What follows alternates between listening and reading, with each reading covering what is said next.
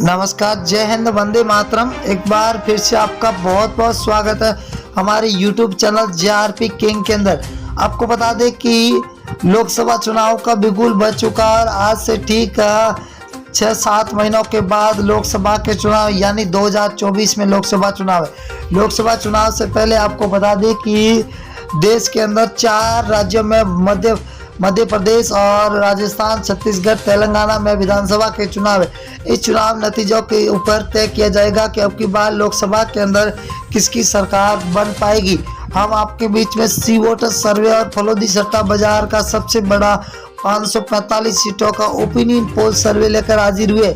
हर एक सीट के बारे में आपको बताएंगे कि अब की बार लोकसभा के अंदर किसकी बनती हुई नजर आ रही है सरकार।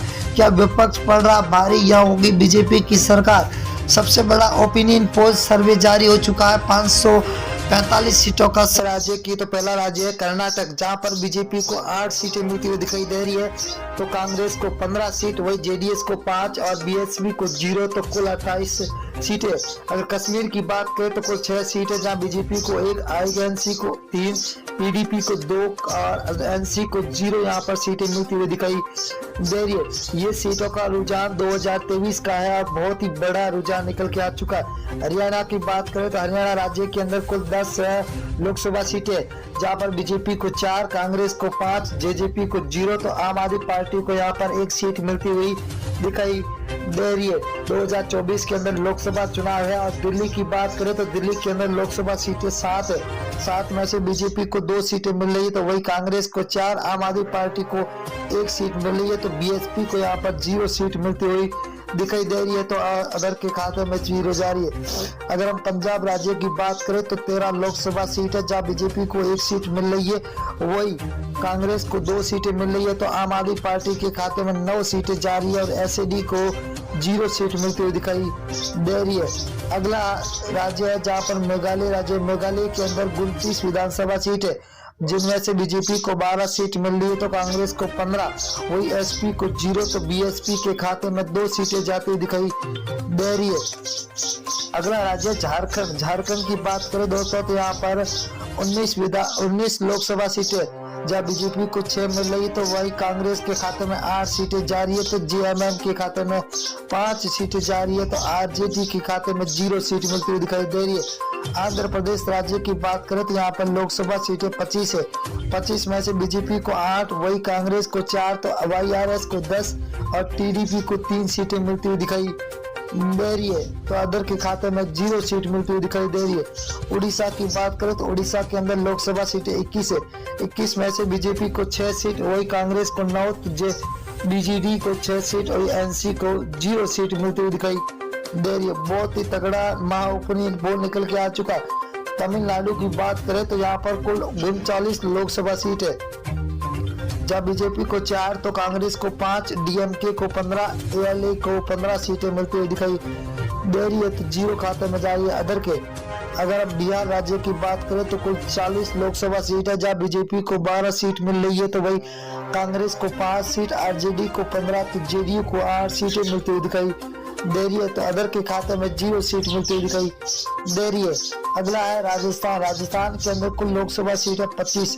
25 में से बीजेपी को 10 सीट है, तो कांग्रेस को 14 सीट, वही आरएलपी के खाते में 1 सीट जा रही है, तो आम आदमी पार्टी को यहाँ पर 0 सीट पर संतोष होना पड़ रहा है, तो अंदर खाते में 0 सीट।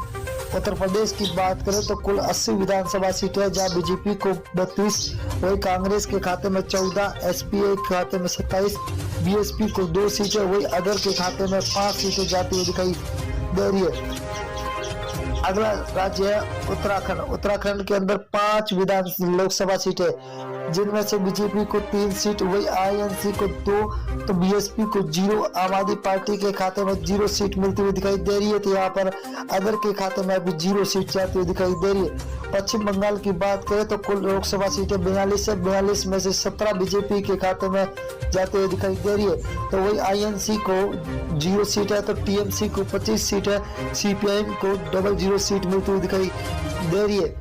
आंध्र प्रदेश की बात करें तो आंध्र प्रदेश के अंदर लोकसभा सीटें 2 है, जहां पर बीजेपी को 1 सीट मिल रही है, तो यहाँ पर कांग्रेस को खाते में 1, एसपी को 0, तो बीएसपी के खाते में भी 0 सीट जाती हुई दिखाई दे रही है, तो अदर के खाते में 0। अगर हम मेघालय की बात करें तो मेघालय के अंदर लोकसभा सीटें 2 है, 2 में से बीजेपी के खाते में 0 सीट, 1 सीट जा रही है, तो वही कांग्रेस को 1 सीट मिल रही है। तो एसपी को 0, तो बीएसपी के खाते में भी 0 सीट जाती हुई दिखाई दे रही है। अगला राज्य है जहाँ लक्षद्वीप है, लक्षद्वीप के अंदर लोकसभा सीट 1 है, वही 1 कांग्रेस के खाते में जाते हुए दिखाई दे रही है। तो बीजेपी को यहाँ पर 0, एसपी और बीएसपी के खाते में भी 0 सीट जाती हुई दिखाई दे रही है।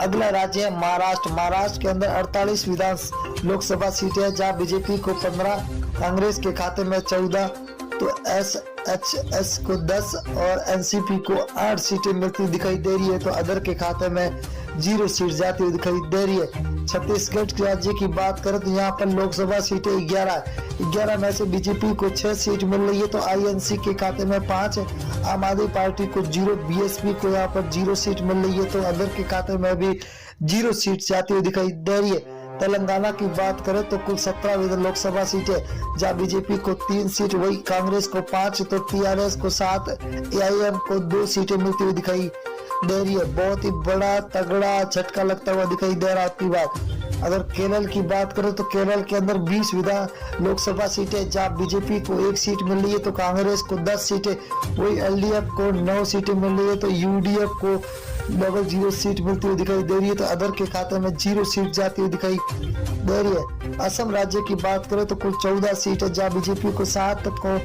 कांग्रेस को 6, एआईयू को 3 और अदर के खाते में 0 सीट जाती हुई दिखाई दे रही है। बहुत ही बड़ा तगड़ा झटका सभी को मिलता हुआ दिखा। गुजरात की बात करें तो कुल 26 लोकसभा, जब बीजेपी को 12, कांग्रेस को 6, तो आम आदमी पार्टी को 8, बीएसपी के खाते में 0 सीट जा रही है, तो अदर के खाते में भी